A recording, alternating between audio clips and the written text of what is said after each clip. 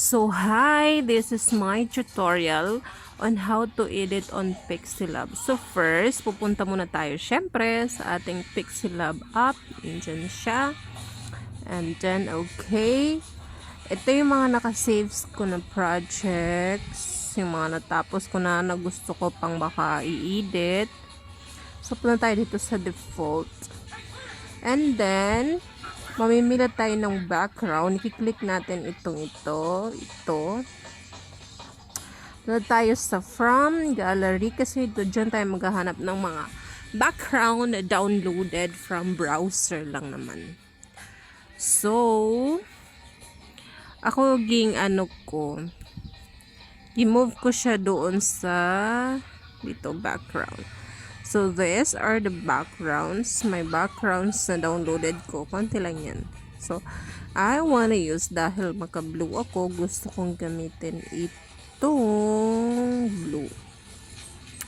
So, mamili ka ng size dyan. Yan, kahit saan dyan. Pictures lang siya, guys. So, hindi siya soft copy ng para sa tarpaulin. Pero pwede mo pa siyang pwede mo man sabihin na halimbawa 3x4, 4x3, ganyan. So yan, pwede rin siya pabilugin. Pinutin lang dito sa bilog. And ayan. So, mag-a-add text ka na, punta ka dito sa may letrang A sa baba.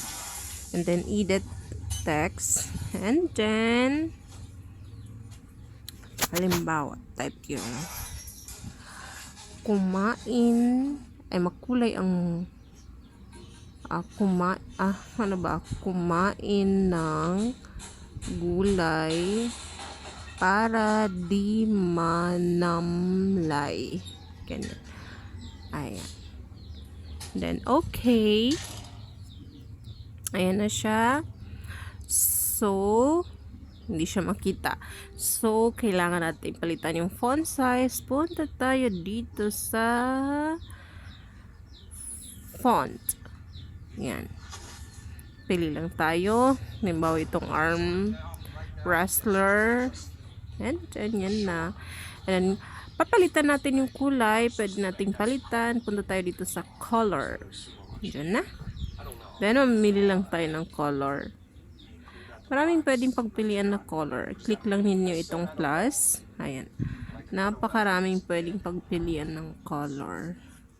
Halimbawa, dahil blue naman ang ating background, gawin natin green ang ating letter. Then, click OK. Ayan na. So, para mas emphasize talaga yung mga letters, pwede natin siyang lagyan ng stroke. O, pindutin natin stroke dyan. Enabled. Ayan. Pwede pa rin tayo mamili ng kulay na gusto natin sa outer. Ako usually ginagamit ko black. And pwede natin siyang lakayan para mas emphasize talaga na ba yan. Ayan. Ayan. Okay. Ayan. Yan lang.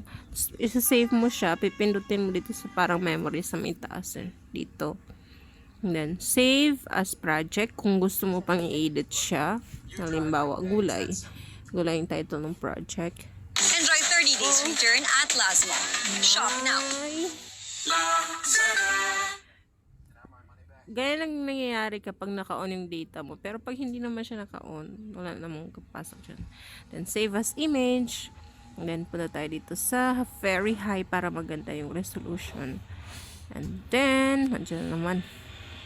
Punta tayo sa gallery. Oh my gosh. Ano ba yan? Andyan na siya. Okay, that's all.